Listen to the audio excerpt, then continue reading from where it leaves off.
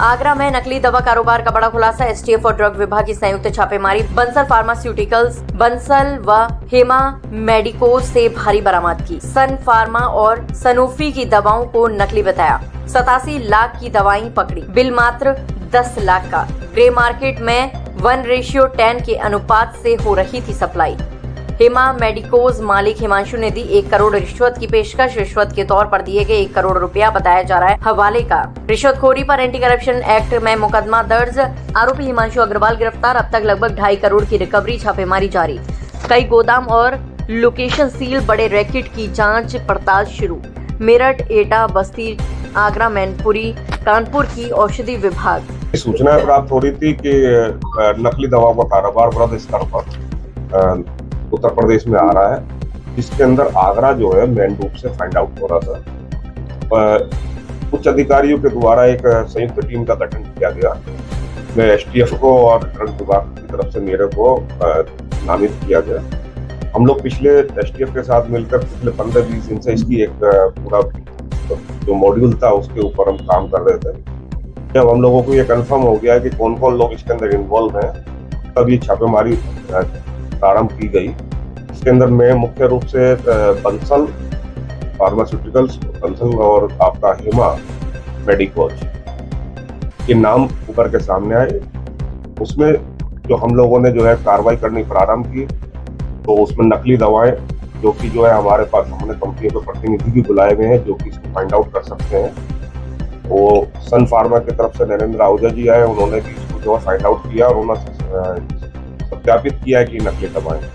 Sanofi की दवाएं जो पकड़ी गई हैं, उसके भी सनोफी के जो अधिकारी यहाँ पर आए हुए हैं कंपनी के, उनके द्वारा भी इसको सत्यापित किया गया कि नकली है।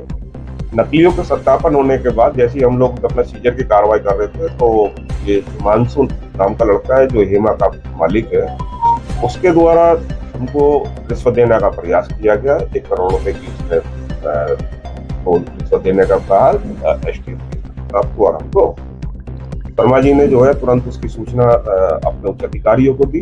लखनऊ से जो है तुरंत कॉल आई कि इसको जो है सीज कीजिए और इसको जेल भेजिए। उसी के क्रम में कल इसके खिलाफ जो है एंटी करप्शन का मुकदमा कायम कराया गया है। डीसीजीआई के द्वारा जो है टॉप 300 ब्रांड्स के ऊपर QR कोड का जो है मैंडेट आया था और उसी अकॉर्डिंग इंडस्ट्री ने अपने टॉप 300 ब्रांड्स के ऊपर QR कोड को इम्प्लीमेंट किया है। उस QR कोड का इम्प्लीमेंटेशन का जो है औचित्य ये है कि कस्टमर जो है उसको ऑथेंटिकेट कर सके कि वो असली दवा है कि नकली दवा है। और इस प्रकरण में जो अभी जो बरामदगी हुई है सैनोफी की दवाइयों की, उसमें पर्टिकुलरली जो QR कोड है वो हर स्ट्रिप के ऊपर एक ही QR कोड आउटपुट दे रहा है, एक ही कोड रिफ्लेक्ट कर रहा है। जबकि QR कोड की क्या मैकेनिज्म के अकॉर्डिंग हर स्ट्रिप के ऊपर जो है हर स्ट्रिप के ऊपर डेडिकेटेड स्कैन कोड होना चाहिए। तो एक स्ट्रिप पे एक ही QR कोड होगा, एक ही कोड रिफ्लेक्ट करेगा। इस केस में हर स्ट्रिप पे वो एक ही कोड आ रहा है, जो कि नहीं हो सकता है। जो कैसे अवेयर हो कि असली है कि नकली है? जब QR कोड से वो सर्च करते तो देखिए, अब ये जो काउंटर फीटर्स हैं ये QR कोड को भी कॉम्प्रोमाइज करने लगे हैं।